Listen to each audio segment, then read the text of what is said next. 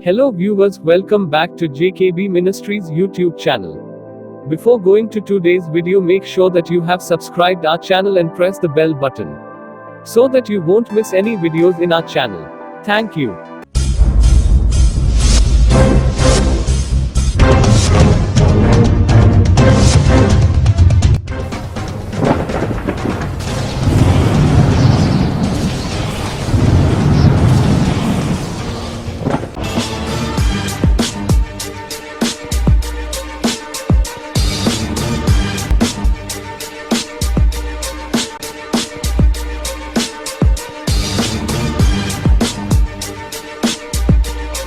அன்பான தேவ பிள்ளைகளே, மகிமையான இயேசு கிறிஸ்துவின் ராஜரீக பெசலையில் திருச்சபை வழங்கும் விடுதலையின் நேரம் இதோ உங்களுக்காக.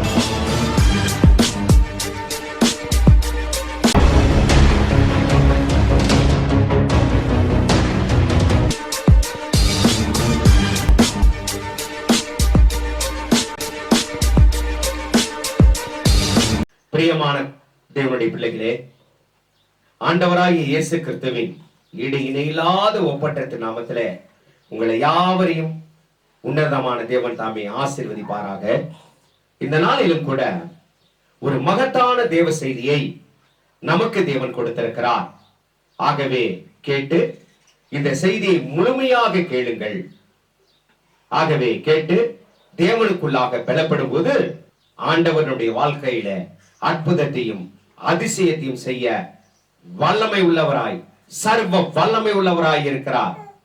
பிரியமான தேவனுடைய பிள்ளைகளே, யூடியூப்ல ஜேகேபி மினிஸ்ட்ரிஸ் என்று சொல்லி நீங்க அந்த லிங்க்குள்ளார போனீங்கன்னா அங்கே தேவ செய்தி, அருமையான தேவ செய்தி அடியானை கொண்டு உன்னதமான தேவன் பயன்படுத்தி இருக்கிறார். ஆகவே இந்த அடிமையை மறைத்து உன்னதமான தேவன் வார்த்தையின் வல்லமை, பரலோக ராஜ்யத்தினுடைய ரகசியத்தை, ஒரு மனிதனுக்குள் மறைந்திருக்கிறதான ரகசியத்தை உன்னதமான தேவன் ஆச்சரியமூட்டும் வகையிலே இதுவரை கேள்விப்படாத விஷயமாய் கேட்டிராத தேவ செய்தியை அங்கே நீங்கள் கேட்கலாம். ஆகவே கேட்டு பயன்படுங்கள், மற்றவர்களுக்கு ஷேர் பண்ணுங்க, அறிமுகப்படுத்துங்க. கர்த்தர் தாமே உங்களை ஆசீர்வதிப்பாராக. பிரியமானவர்களே, இந்த நல்ல அருமையான நேரத்துல இந்த ஆசீர்வாதம் மிக்க தேவ செய்தி நமக்கு பலன் தருகிற தேவ செய்தி. ஆகவே தேவனும் ஆட்டுக்குட்டியானவருமாய் இருக்கிற சிங்காசனத்திலிருந்து விசேஷித்த தேவ செய்தியாய் நமக்கு கொடுக்கும் போது, தேவ செய்தியின் தலைப்பாக பார்க்கும்போது கொடிதான குஷ்டரோகம் என்கிறதான செய்தியின் தலைப்பிலே நாம் பார்க்க இருக்கிறோம். இந்த தேவ செய்தி நம்மை குணப்படுத்துகிற தேவ செய்தி. இந்த தேவ செய்தியிலே இயேசு செய்த அற்புதங்களையும் பிதாவாகிய தேவன் செய்த அற்புதங்களையும் நாம் ஆதி முதல் கொண்டதான தேவன் செய்ததான அற்புதங்களையும் நாம் பார்க்க இருக்கிறோம். ஆகவே உன்னதமான தேவன் தாமே நம்மை ஆசீர்வதிப்பாராக. பிரியமானவர்களே, பல வகையான நோய்கள் உண்டு. சரீரத்துக்குரிய நோய் உண்டு, அதிலே குறிப்பாக ஆன்மீக நோயும் உண்டு. இரண்டு வகையான நோய்கள் உண்டு. இந்த இரண்டு வகையான நோய்களில சரீர வகையான நோய்களை ஒரு சில சமயங்களிலே நாம் தானாகவே நாம் பெற்றுக் கொள்கிறோம். நம்முடைய பாவ பழக்க வழக்கங்களினாலே சரீரத்துக்குரிய நோய்கள், சரீரம் பலவீனப்படும் போது பலவிதமான நோய்கள் வருகிறது. வயதின் மூப்பின் காரணமாக நோய்கள் வரலாம். வாலிப வயதிலும் தீய பழக்கங்களிலே ஈடுபட்டு நாம் நோய்களை சம்பாதித்துக் கொள்கிறோம். இப்படியாக சாபம் நம் மத்தியிலே பிடிக்கும் போதும் பாவங்களை நாம் செய்யும் போதும் நாம் நோய்களிலே விழுந்து போகிறவர்களாய் காணப்படுகிறோம். இது நோயின் கட்டு, பயங்கரமான கட்டு.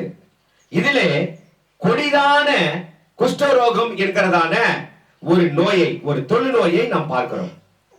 இந்த கொடிதான குஷ்டரோகம் என்கிறதான தொழுநோய் ஆரம்பத்திலே கவனிக்காமல் போனால் என்ன நடக்கும் தெரியுமா? அது தீவிரமாகி உடம்புக்குள்ளாகியே தீவிரமாகி ஏறத்தாழ 5 வருடம் 6 வருடத்துக்கு பின்னதாக தான் அது அதனுடைய வெளித்தோல், நம்முடைய தோல் இருக்கு இல்லைங்களா, அந்த தோலிலே வெளிப்படும். இவ்விதமாக தோல், நரம்பு, விரல்கள், கண்கள் எல்லாமே உருக்குலைந்து அது உருமாறி கண்கள் தெரியாமல் போகும், மூக்கு துவாரங்கள் எல்லாம் அடைப்பட்டு போகும், முகம், அதனுடைய முகத்தின் சாயலே ஒரு விதமான அகோரமான சாயலுக்குள்ளாக கொண்டு வந்து விடும், விரல்கள் எல்லாம் இவ்விதமாக விழுந்து விடும். பாத்தீங்களா, அப்படிப்பட்ட ஒரு காரியம். குஷ்டரோகம் பயங்கரமானது. ஆகவே இந்த குஷ்டரோகத்தை மற்றவர்களுக்கு பரவக்கூடாது என்று சொல்லி குஷ்டரோகம் முத்தி போனவர்களுக்கு தனிமையிலே வைத்து மருத்துவ காரியங்களை செய்வார்கள். ஒரு கேவலமான ஒரு உருவத்தை இந்த குஷ்டரோகம் கொண்டு வந்து விடுகிறது. அதனாலதான் கொடிதான குஷ்டரோகம் என்பதாக பார்க்கிறோம். இதனுடைய அகோரத்தை பார்த்துதான் ஆண்டவரே சொல்றார், ஒருவன் தேசத்திலே ஒருவனுக்கு குஷ்டரோகம் வந்துவிட்டால் அவனை தனிமைப்படுத்து, பட்டணத்திற்கு புறம்பாக்கி அவனை தனிமைப்படுத்து என்று சொல்லுகிறார். ஆண்டவரே சொல்லுகிறார். பாருங்க, வேதவசனம் வாசித்து பாருங்கள். லேவியரின் புஸ்தகம், லேவியராகமம் 13வது அதிகாரம் 2-6 வரைக்கும் வாசித்து பாருங்கள். என்னன்னு கேட்டீங்கன்னா, ஆசாரியனுக்கு தெரியும் எப்படிப்பட்ட சூழ்நிலையில இருக்கிறான் என்று சொல்லி ஆசாரியனுக்கு தெரியும்.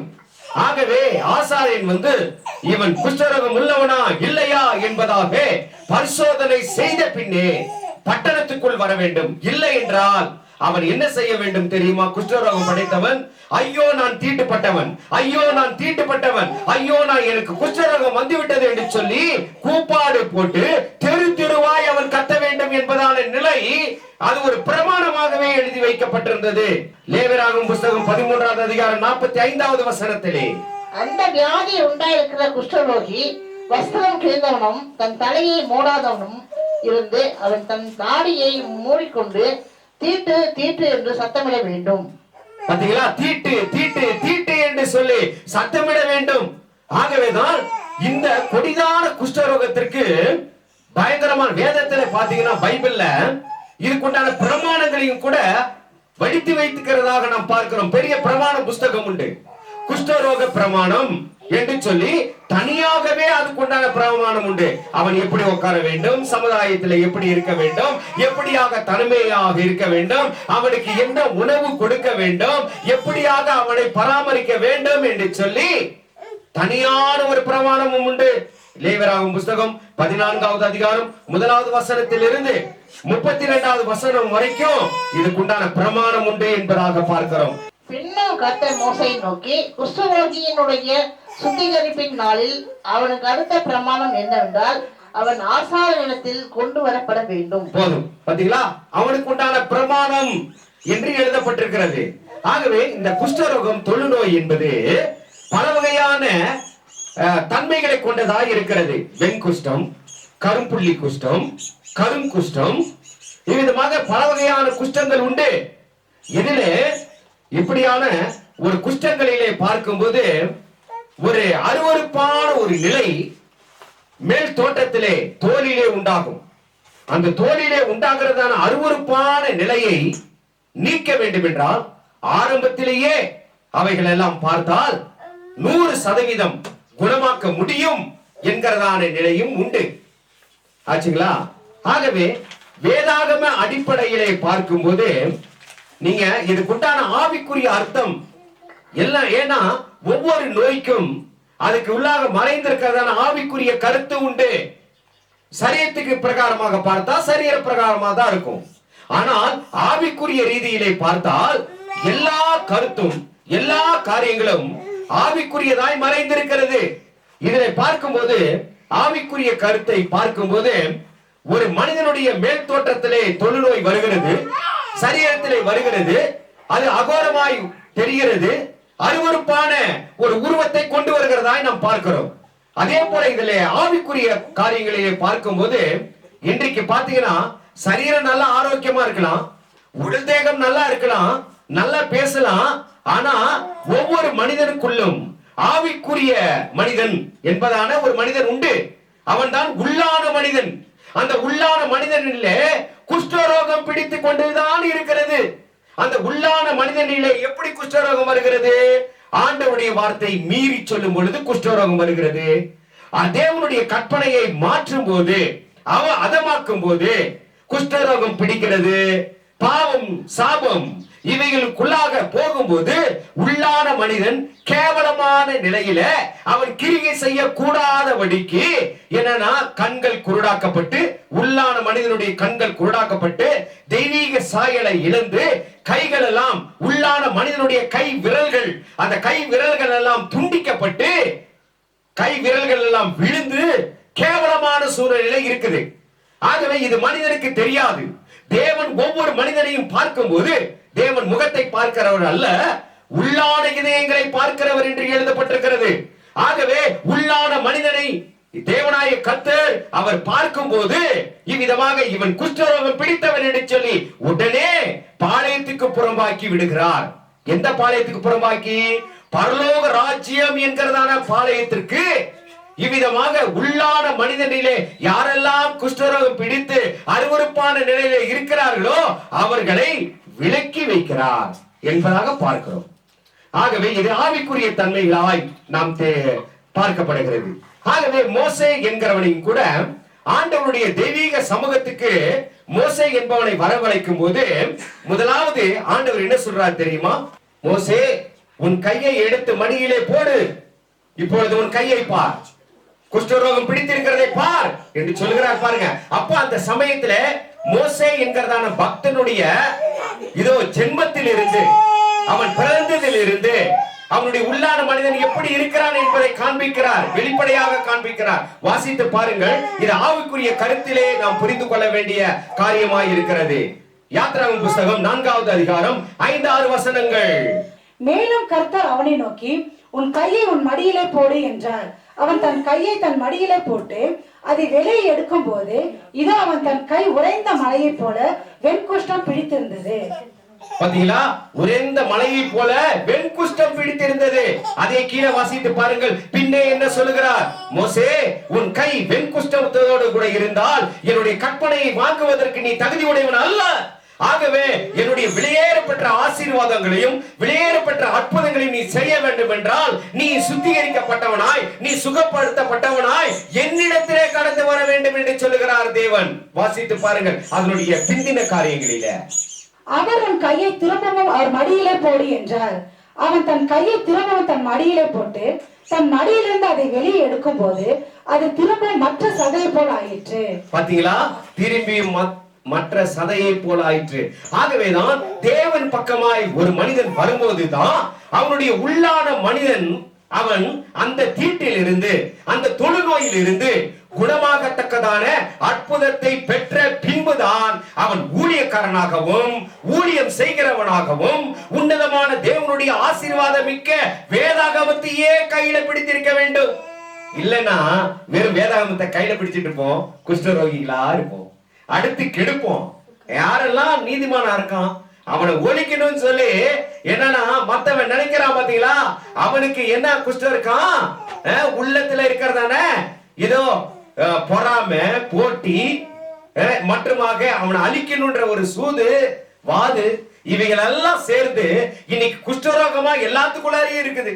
பாத்தீங்களா? ஒருத்தன் நல்லா இருந்தா பிடிக்காது, நல்ல ஒரு மனுஷன் ஒரு வேலை செஞ்சுட்டு இருந்தா பிடிக்காது, நீதிமானா இருந்தா பிடிக்காது, அவன் உன்னர்த்த அடுத்து கெடுக்க வருவான். அப்படின்னா என்ன அர்த்தம்? உங்க பக்கத்திலேயே ஒரு மனுஷன் அவன் சரீரத்துல நல்லா இருந்தாலும் அவனுக்குள்ளாக குஷ்டம் பிடித்திருக்கிறது.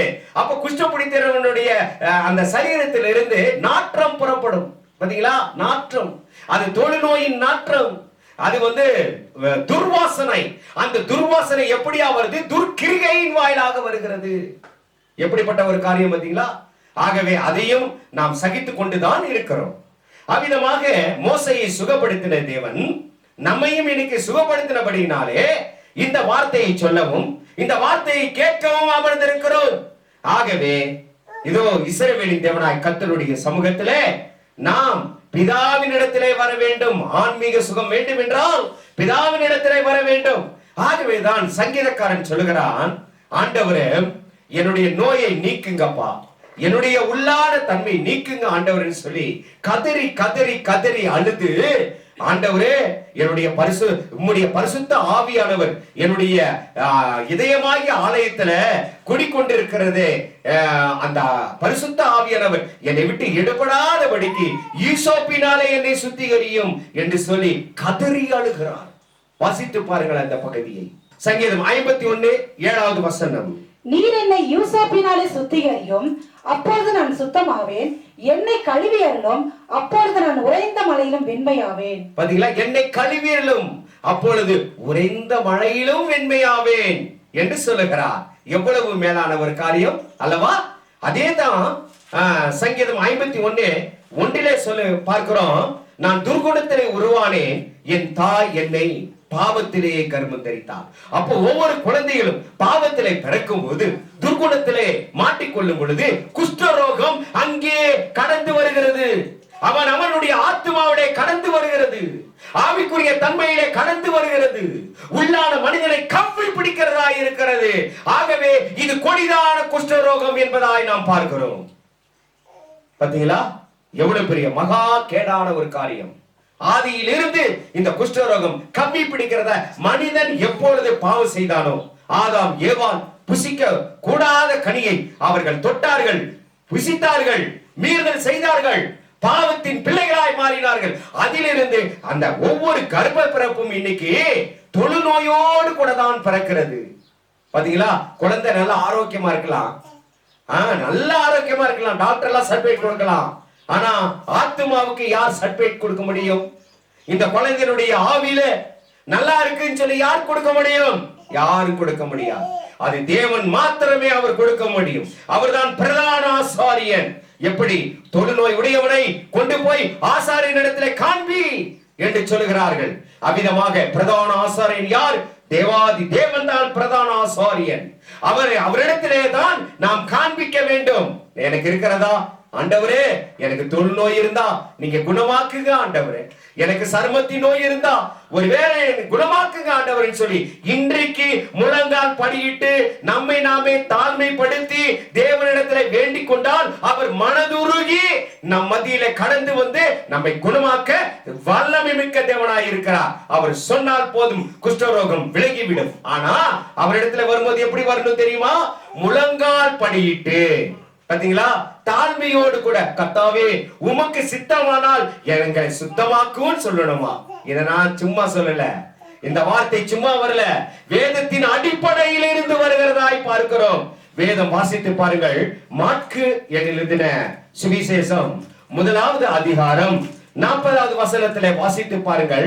அதிலே ஒரு தொழுநோயாளியை இயேசு கிறிஸ்து சுகப்படுத்துகிறதான விவரம் அங்கே இருக்கிறதாய் நாம் பார்க்கிறோம். வாசித்து பாருங்கள். மாற்கு 1வது அதிகாரம் 40வது வசனத்தில் இருந்து. அப்பொழுது குஷ்டரோகி ஒருவன் அவரிடத்தில் வந்து அவர் முன்பாக முழங்கால் படிட்டு, உமக்கு சித்தமானால் என்னை சுத்தமாக்க உம்மால் ஆகும் என்று வேண்டிக் கொண்டான். இயேசு மனதுருகி கையை நீட்டி அவனை தொட்டு, எனக்கு சித்தம் உண்டு, சுத்தமாக என்றார். இங்கே நடந்த சம்பவம் என்னவென்றால், இங்கே பார்க்கிறோம், முழங்கால் படியிட்டு குஷ்டரோகி என்ன செய்யறான்? ஐயோ ஆண்டவரே, நான் வேதனை படுகிறேன் என்று சொல்லும் பொழுது அவனுடைய பின்னிலைமையை ஆண்டவர் யோசனை செய்து பார்க்கிறார். அவனுடைய முன்னிலைமையையும் யோசனை செய்து பார்க்கிறார். அவனை தனியாக தள்ளிவிட்டார்கள். தனியாக தள்ளிவிட்ட உடனே அவன் படாத பாடுபட்டு தேவனிடத்திலே வந்து முழங்கால் படியிடுகிறான். பாருங்க, ஜபங்களில முழங்கால் ஜபம், கைகளை உயர்த்தி ஜபம் பண்ணுதல், கண்ணீர் சிந்தி ஜபம் பண்ணுதல், உரத்த குரலோடு கூட ஜபம் பண்ணுதல், அரை கதவை பூட்டி ஜபம் பண்ணுதல், சாம்பல் மேலே அமர்ந்து ஜபம் பண்ணுதல், உபவாசம் இருந்து ஜபம் பண்ணுதல் என்று சொல்லி பலவிதமான ஜபங்கள் உண்டு. ஆச்சுங்களா? அதுல இவன் ஆண்டவரை நோக்கி விண்ணப்பம் பண்ணுகிறது ஒரு ஜபத்தின் வாயிலாக அவன் கேட்கிறதாய் நாம் பார்க்கிறோம். எப்படி? முழங்கால் படியிடுகிறான். நீல் டவுன், முழங்கால் படியிடுகிறான். அந்த முழங்கால் படியிட்டு தேவனிடத்திலே தயவாய் கேட்கிறான். பாத்தீங்களா? அந்த தயவு, அந்த தாழ்மை, அந்த தயவு, அதை பார்த்த உடனே இயேசு கிறிஸ்து என்ன சொல்றார் தெரியுமா? மனதுருகி, அவன் மேலே மனதுருகி. 41வது வசனத்தை வாசியுங்கள். அங்கே சொல்லப்படுகிறது, இதோ அவன் மேல் மனதுருகி தன் கையை நீட்டி, தேவன் கையை நீட்டுகிறார். தன் கையை நீட்டி பின்பு பாருங்க அவன் மேலே தொட்டு. குஷ்டரோகி தொடலாமா? யாரும் தொடக்கூடாது, தொடவே கூடாது. அவன் தீட்டுப்பட்டவன். ஆனா அதை மீறி உன்னதமானவர் என்ன செய்யறார் தெரியுமா? தொடுகிறார். தொட்டு தன்னுடைய அற்புத வல்லமையை அந்த சரீர தேகத்திலே செலுத்துகிறார். செலுத்தின உடனே அவனுக்குள் இருக்கிறதான குஷ்டரோகம் என்னவானது? சுகமானது. வசித்து பாருங்கள். அதெல்லாம் அவன் சுத்தமானான். சுத்தமான உன்னை என்ன நடந்துச்சு தெரியுமா? இப்போ அவன் சுத்தமானான் என்று சொல்லி இயேசுவுக்கு தெரியும். ஏனென்றால் இயேசுதான் சுகமாக்கினார். அவனுக்கும் தெரியும் சுத்தமான. ஆனா சர்டிபிகேட் வாங்கணும். எங்க? ஆசாரியன் இடத்துல போய் சர்டிபிகேட் வாங்கணும். அப்படி வாங்கினாதான் பட்டணத்துக்குள்ள அவன் இருக்க முடியும். இல்லை என்றால் பாளையத்துக்கு புறம்பாக்கி விடுவார்கள். அவன் சாகிற வரைக்கும் அங்கேயே இருக்க வேண்டியதுதான். அப்போ என்ன சொல்றார் ஆண்டவரே? நீ சுகமானதை யாருக்கும் சொல்லாதே. கவனமா பாருங்க. நீ சுகமானதை யாருக்கும் சொல்லாதே. நீ ஆசாரியனுக்கு மாத்திர காண்பி. ஆசாரியன் உனக்கு சுகமானதை அவன் கண்டுபிடித்து விடுவான். அப்பொழுது நீ நல்லா இருக்கலாம், பாளையத்துல எல்லாத்துக்குள்ள இருக்கலாம். ஆனா இவன் செஞ்சது என்ன தெரியுமா? ஃபர்ஸ்ட் வந்தது தாழ்மை, அதுக்கப்புறமேட்டு தயவை கேட்டான், ஆண்டவருடைய சித்தத்தை கேட்டான். எல்லாம் கரெக்ட் தான். ஆனா கடைசியில ஒரு தப்பு பண்ணா. என்ன தப்பு தெரியுமா? ஆண்டவர் சொன்னார், நான் உனக்கு சுகமாக்கினதை யாருக்கும் சொல்லாதே. இவன் என்ன செஞ்சிட்டான் தெரியுமா? ஊரெல்லாம் டாம் டாம் அடிச்சிட்டான். ஊர் பூரா பட்டணம் முழுவதுமாக பறைசாற்றி விட்டான். அது பறைசாற்றின உடனே உன்னதமான தேவனே பட்டணத்துக்குள் நுழையாதபடிக்கு அவர் செய்த அற்புதமே தடையாகி போய்விட்டதுங்க. அதே போல நாமும் ஆண்டவர்கிட்ட பலவிதமான அற்புதங்களை வாங்கியிருக்கலாம். அந்த அற்புதங்களை துஷ்பிரயோகம் செஞ்சிட்டோம்னா ஆண்டவர் சொல்ல சொன்னா சொல்லலாம் சாட்சியா. இல்லைனா துஷ்பிரயோகம் செஞ்சிட்டோம்னா அவருடைய ஆசீர்வாதத்திற்கே நாம் தடையாக நிற்போமா? அங்க சொல்லப்படுகிறது பாருங்க. ஆண்டவர் பட்டணத்துக்குள் வந்து அநேகருக்கு ஆசீர்வாதத்தை கொடுக்கிறதற்கு இந்த அற்புதம் தடையாக மாறிவிட்டது. ஏன்னா இத குஷ்டரோகத்தை சரியாக்குறதுக்கு, சுகமாக்குறதுக்கு இவன் தானா? ஆக இவனை வரவிடக் கூடாதுன்னு சொல்லி ஒரு கூட்டமே அங்க நிரம்பி இருந்தது. போராட்ட கூட்டம், பயங்கரமான கூட்டம். வாசித்து பாருங்கள், அதை கடைசி பகுதியில வாசிங்க. பிரியமானவர்களே, கண்டிப்பாய் சொன்னார். ஆனால் இவனும் என்ன செஞ்சான்? கண்டிப்பா இயேசுதான் அற்புதம் செஞ்சாரு சொல்லிட்டான். இயேசு சொன்னாரு கண்டிப்பாய் சொல்லாதேன்னு சொன்னாரு. ஆனால் இவனும் கண்டிப்பாக எல்லா இடத்திலையும் சொல்லிட்டான். சொன்ன உடனே இயேசு கிறிஸ்து வருகைக்கே, இயேசு கிறிஸ்து அந்த பட்டணத்துக்குள் நுழைவதற்கே இது தடையாக மாறினது என்பதை புரிந்து கொள்ள வேண்டும். பிரியமானவர்களே, தேவன் நமக்கு அற்புதம் செஞ்சார் அல்லவா? அந்த அற்புதம் செய்தது நிமித்தமா ஆண்டவருடைய காரியத்துக்கே நாம் தடையாக இருக்கிறோமா இல்லையா? ஆகவே நாம் அவர் என்ன சொல்லுகிறாரோ, தேவன் என்ன சொல்லுகிறாரோ அதன்படி கடைசி வரைக்கும் நாம் செய்ய வேண்டும். பரவசத்தோடு கூட, உற்சாகத்தோடு கூட நாம் அதை மீறிட்டு செஞ்சிட்டோம் வைங்க, பின்பாக அநேகருக்கு செய்யப்படுகிறதான ஆசீர்வாதம் தடைப்பட்டு போகும். இது ஒரு காரியம்.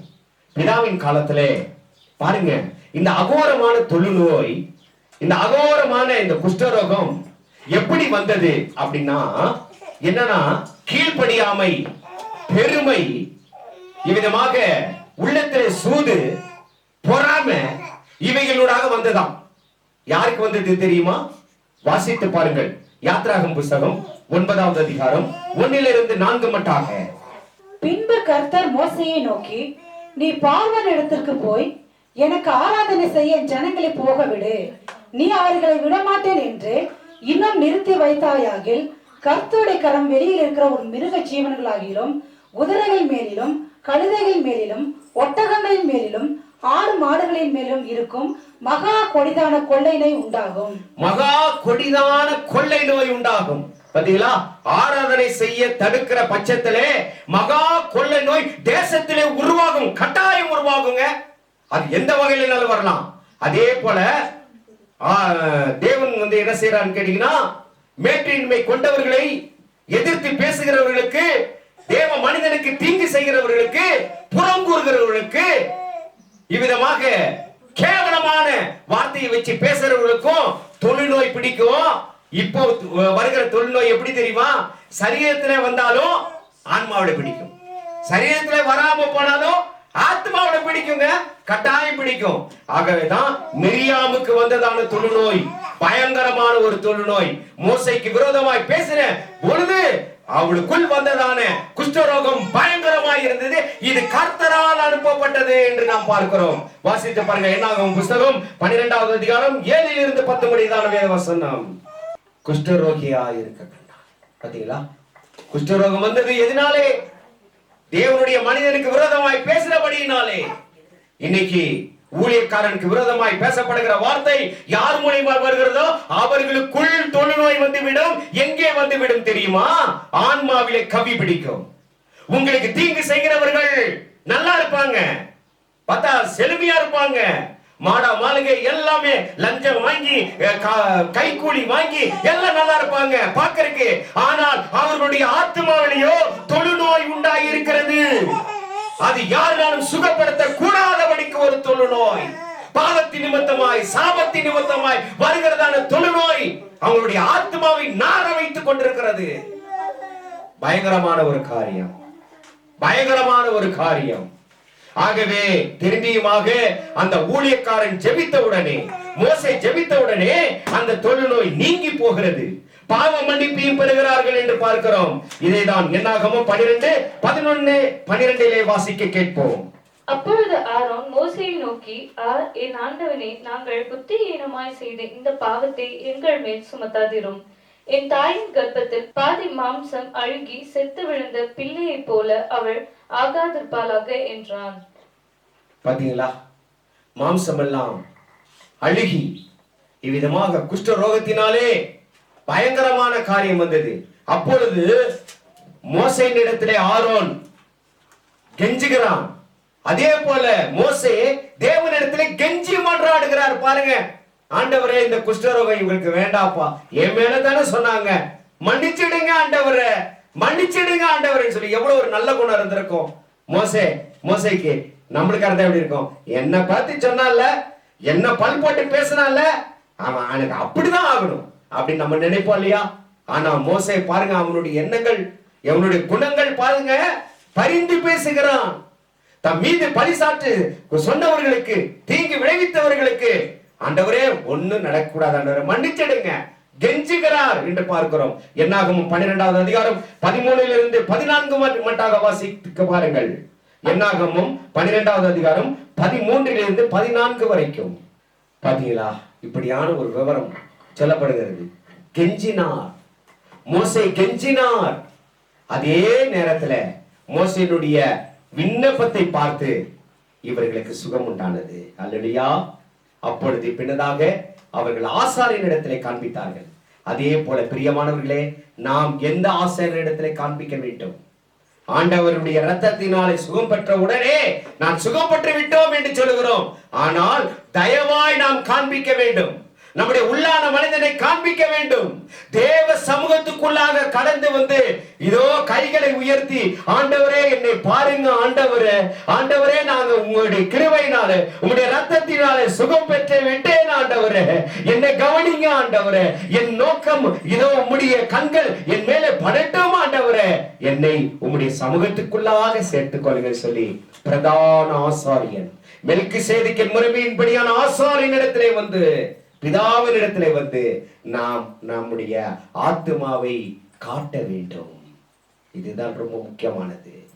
வேதம் வாசித்து பாருங்கள், எபிரேயர் 7:15. அல்லாமலும் மெல்கிசேதேக்குக்கு ஒரு ஒப்பான வேறொரு ஆசாரியர் எழுப்புகிறார் என்று சொல்லி இருப்பதினால் மேற்சொல்லியது மிகவும் பிரதிஷ்டமாய் விளங்கியது. மெல்கிசேதேக்கின் முறைமையின்படியான வேறொரு ஆசாரியன், பிரதான ஆசாரியன், மகிமை உள்ள ஆசாரியன் பரலோக ராஜ்யத்திலிருந்து கடந்து வந்து நமக்கு இதோ உத்தரவாதத்தை கொடுத்து ஆசீர்வதித்து தேவனுடைய பட்டணத்திலே, தேவனுடைய பரலோக ராஜ்யத்திற்கு இவன் வருவதற்கு தகுதி உடையவன், இவன் தீட்டுப்பட்டவன் அல்ல, இவன் பாவியான மனிதன் அல்ல, என்னுடைய ரத்தத்தினாலே சுகம் பெற்ற மனிதன் என்று சொல்லி ஆண்டவர் முத்திரை போட வேண்டும். ஆவி என்னும் அச்சாரத்தை தர வேண்டும். அவருடைய தழும்புகளினாலே நீங்கள் சுகமானீர்கள் என்கிறதான விவரத்தை நாம் பெற வேண்டும். பாத்தீங்களா, இந்த செய்தியின் தலைப்பே கொடிதான குஷ்டரோகம். அந்த கொடிதான குஷ்டரோகத்தை ஆன்மாவிலே இன்னைக்கு எல்லாருக்குமே இருக்கு.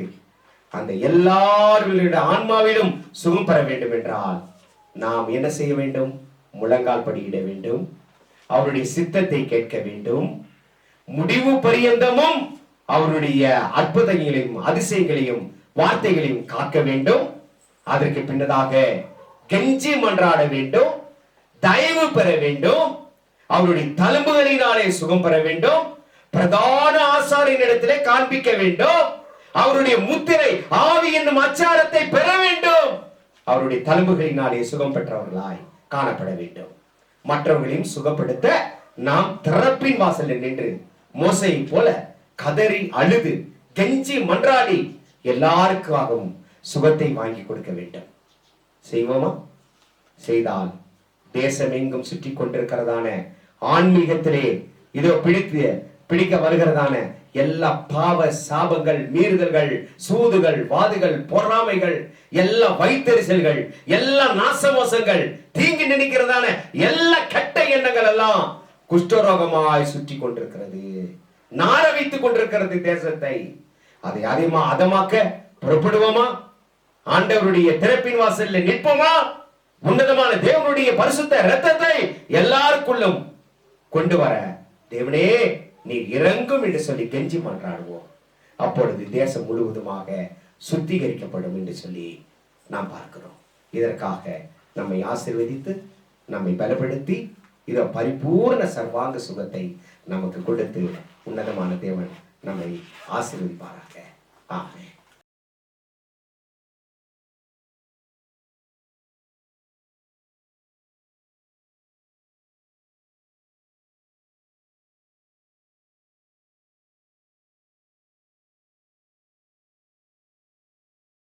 பிரியமான தேவ பிள்ளைகளே, இப்பொழுது கேட்டதான விடுதலையின் நற்செய்தி உங்களுக்கு அதிக பிரயோஜனமாக இருந்தது என விசுவாசிக்கிறோம். இந்த தேவ ஊழியம் அநேக நெருக்கங்களின் மத்தியில் நடந்து கொண்டிருப்பதால் இந்த டிவி ஊழியத்தை ஜெபத்தாலும் உங்கள் கையின் பிரயாசத்தாலும் தாங்கி தேவ ஆசீர்வாதம் பெறுங்கள்.